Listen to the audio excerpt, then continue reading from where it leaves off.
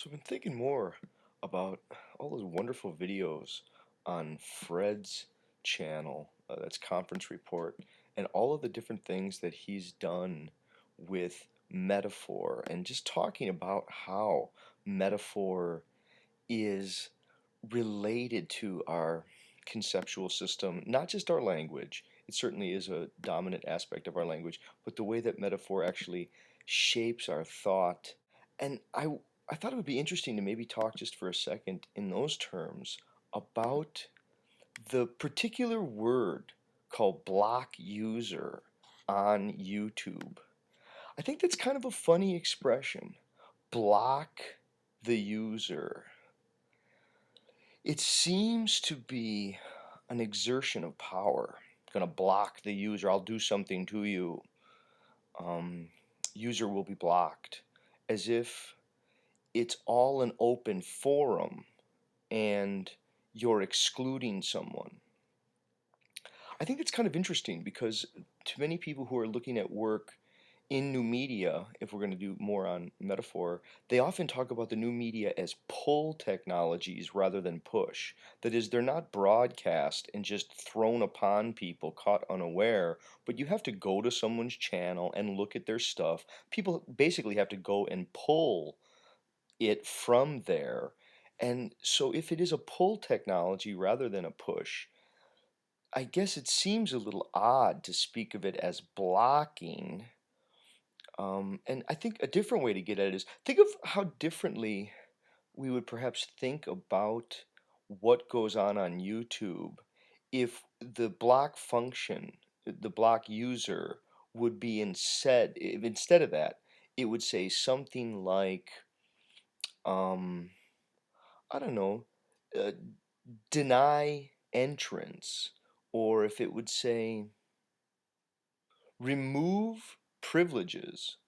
If I say remove privileges, uh, it seems so interesting. If somebody comes into your house and they start to engage in, spray painting on the wall, you would probably at least ask them to leave. You would say, don't come back. I'm going to ask you to leave. Now, you're not necessarily going to rough them up or threaten violence, but I think you'd probably be a little upset and you'd ask them to leave. And it is funny because, your house is in public space, but it is a kind of private domain. I think in the same way that a channel is a kind of private domain within a public space, and yet block user makes it seem like hooligans or anyone can just walk through your house and do whatever they want to do. Um, if I say, you know, that it's not that I'm blocking people, but I'm saying some people, I'm not going to give them the privilege of access. If I really value what I have on my channel, I don't think I have to request that people pay for it. I think that's an outdated economy in the information age. I think that would be the person who's likely to suffer irrelevance. You're going to have to make it in a different medium before you can charge people. Would be legitimately would be my guess.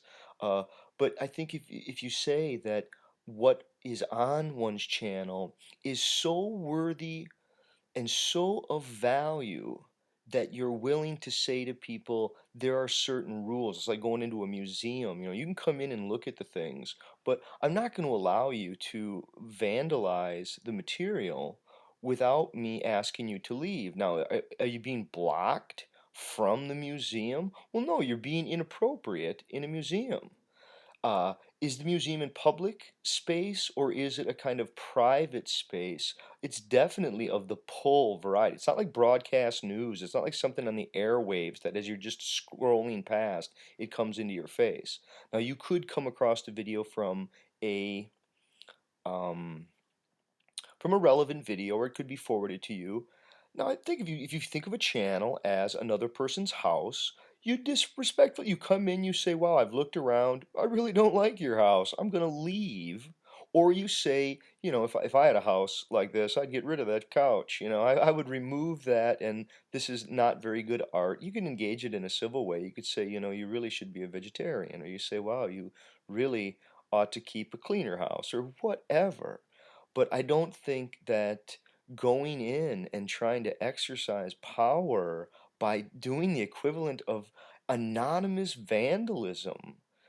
I think it's really interesting. If block user doesn't promote a kind of antagonism, whereas if you say, you've been now denied the privilege of entrance, I think maybe people would think about what YouTubing is just a little bit differently. And it would come from the metaphors that we use just in thinking about it. I don't think there is an actual blocking of anyone. There is no space there that someone is being blocked. I mean, someone, if they have a friend, they can come over with their laptop and show them the video. I mean, it's kind of odd. And the person can open up another page, another channel.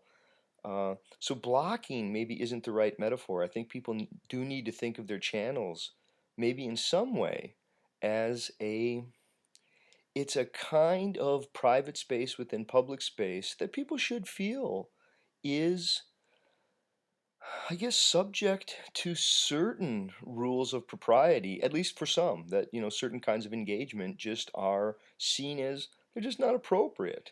All right.